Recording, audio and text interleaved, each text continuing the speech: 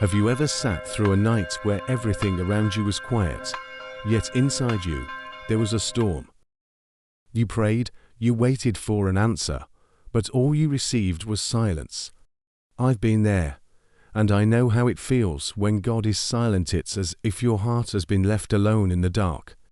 But today, I want to sit here with you and share my story, the story that helped me realize that God's silence doesn't mean His absence. Many years ago, I lost someone I loved deeply. That loss tore apart everything I thought I knew about life and faith. I prayed for hours, cried until my voice broke, but all I could hear was the ceiling fan turning and the deafening sound of nothing. I started asking, Lord, if you love me, why won't you answer? One night, I sat alone on the porch. The sky was full of stars. The breeze was gentle, but inside me was a storm. In that moment, a verse came to my mind. The Lord is close to the brokenhearted and saves those who are crushed in spirit. Psalm 34:18. I didn't hear His voice with my ears, but I felt His presence quiet, steady, right beside me. And sometimes that presence is more precious than any answer. In the Bible, there are many who experienced God's silence. Job lost everything.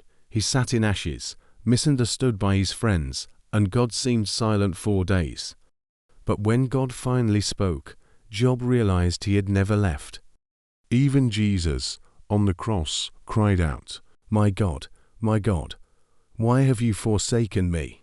The Son himself felt the silence of the Father. This tells me that silence is not rejection. Silence is often the time when God is working most deeply, preparing the very thing you need most. Habakkuk 2:3 says, though it lingers, wait for it. It will certainly come and will not delay. Waiting is the hardest lesson, but it is also the season when faith grows its deepest roots. Here are 3 things that helped me walk through the season of silence. 1. Be honest with God. I poured out everything in my journal, even the anger and frustration, and gave it to Him. God is not afraid of your honesty. He wants your real heart. 2. Keep one small habit. Each morning, I would read just one verse and stick it to my mirror, so I would see it while brushing my teeth. 3. Look for traces of grace.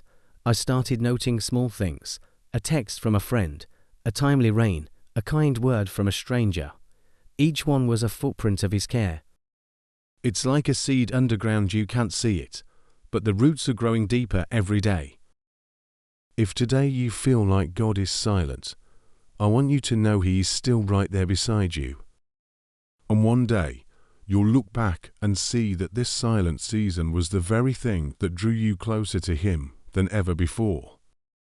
Lord, I pray for the one hearing these words.